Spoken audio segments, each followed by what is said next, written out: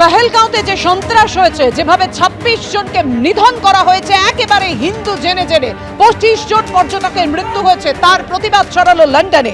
জঙ্গি হামলায় ২৬ জনের মৃত্যুর প্রতিবাদে লন্ডনে ভারতীয় হাই কমিশনের সামনে প্রতিবাদে সোচ্চার হলেন অনেকেই। সেই ছবি রেখেছি আপনাদের সামনে। জাতীয় পতাকা হাতে নিয়ে স্লোগান তোলা হলো ভারত মাতা কি জয়।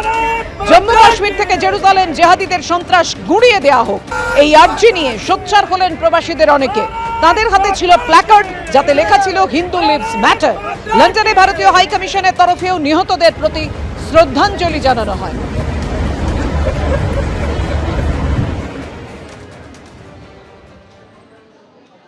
পহেলগাঁও হামলার পর ১৯৬০ সালের সিন্ধু জল চুক্তি স্থগিত নিয়ে অর্থাৎ কেন্দ্রীয় জলশক্তি মন্ত্রীর সঙ্গে বৈঠকে অমিত শাহ, কেন্দ্রীয় জলশক্তি মন্ত্রী সি.আর. পাটিলের সঙ্গে বৈঠকে বিদেশ মন্ত্রী অমিত শাহ, দিল্লিতে কেন্দ্রীয় স্বরাষ্ট্রমন্ত্রীর বাংলোয় সেই বৈঠক। পাকিস্তানের সঙ্গে কিভাবে সিন্ধু জলবন্টন চুক্তি বাতিল, কোন কোন ধাপে এগোনো যেতে পারে, হতে পারে আলোচনা, এমনটাই খবর সূত্রে।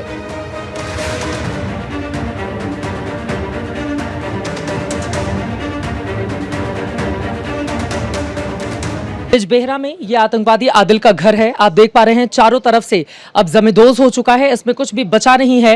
और यकीनन जिस तरह की परिस्थिति हिंदुस्तान के भीतर कश्मीर की जमीन पर पैदा हुई, उसके बाद चारों तरफ यही सवाल खड़े हो रहे हैं कि हिंदुओं को चुन चुनकर क्यों मारा गया। आपको बताते चले कि आदिल के पिता, उसके 2 सगे भाई और 2 उसके चचेरे भाइयों को पहलगाम में जब आतंकवादी हमला हुआ उसके बाद ही उनको हिरासत में लेकर पुलिस प्रशासन जा चुका था। और ये उसका घर है जहां पर बीती रात सुरक्षा बल आए और उसके बाद इसको जमींदोज कर दिया गया। आस पड़ोस के जो घर हैं उनको भी नुकसान यहां पर पहुंचा हुआ है, आप देख पा रहे हैं। लेकिन दूसरी तरफ की तस्वीरें मनोज आपको दिखाएंगे, इधर आइए। चारों तरफ आप यहाँ पर देखेंगे ये जमींदोज पड़ा हुआ है। बड़ा सा मकान था जिसको तोड़ दिया गया है और यकीनन ये उस आदिल को सबक सिखाने की एक कोशिश, हालांकि अभी वो पुलिस की गिरफ्त से बाहर है। खबर ये मिली है कि 2018 में वो श्रीनगर परीक्षा देने गया था और उसके बाद फिर वो लौट कर नहीं आया और फिर वो आतंकवादी गतिविधियों में इन्वॉल्व हो गया। लगातार उसकी धरपकड़ की कोशिशें की जा रही हैं। कुछ स्थानीय लोग हैं, उनसे ज़रा हम बातचीत करेंगे, आप बताएंगे। कल रात को सिक्योरिटी फोर्सेस 8 बजे के करीब आए, हमें बोला कि अपने घर को खाली कर दो और इनको भी बोला। उसके बाद रात 12:30 बजे एक ब्लास्ट हो गया था। सुबह जब हमने देखा तो ये पूरा मकान बिखरा पड़ा था। पूरा मकान यहाँ पर बिखरा पड़ा था। थोड़ा इधर आइए, पीछे की तस्वीरें हमारे दर्शक देखेंगे। मैं आपसे ये जानना चाहती हूँ आदिल के बारे में, वो 2018 में श्रीनगर एग्ज़ाम देने गया था और उसके बाद वो पाकिस्तान चला गया। जी, घर वालों के मुताबिक वो 2018 में वो ये क्या बोलते एग्ज़ाम देने गया था श्रीनगर, उसके बाद वो वापस नहीं आया। किस चीज़ का एग्ज़ाम देने गया था? वो एमए परीक्षा का था, लेकिन उसका ये भी मालूम नहीं है कि वो जिंदा है कि मुर्दा है, इसका कोई अता पता नहीं है। लेकिन अभी सुरक्षा एजेंसियों की जांच में तो यही निकला है ना कि उसका इन्वॉल्वमेंट था पहलगाम में जो हमला। सुरक्षा एजेंसी के ऊपर हमें भरोसा है, वो जो बात कहते हैं वो सबूत के साथ कहते हैं।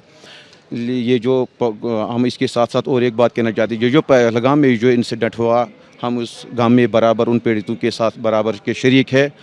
हम मजम्मत करते हैं, निंदा करते हैं उस चीज़ की जो पहलगाम में हुआ है। यहाँ पर आदिल आखिरी वक्त कब आया? हाँ, हमने उसको यही देखा था, ये इस घर में पैदा हुआ था, तो बाकी 18 से उसका कोई अता पता नहीं है। अच्छा, और 29 साल उसकी उम्र थी। यहाँ आसपास की तस्वीरें भी दिखाइए। आप लोगों में से कोई बात करेंगे? ये आसपास के लोग हैं जो यहाँ पर रहते हुए हैं, हालांकि इनमें से कोई बात करने को तैयार नहीं है। सुरक्षा एजेंसियों की ओर से या फिर सरकार की ओर से भी कहा जा रहा था कि अगर कोई भी आतंकवादी गतिविधि में इन्वॉल्व पाया जाएगा, उसके खिलाफ सबूत होंगे, तो फिर उसके घर को इसी तरह से जमींदोज किया जाएगा। और ये यहाँ पर मौजूद उन तमाम लोगों को भी एक कड़ा और बड़ा संदेश देने की कोशिश है।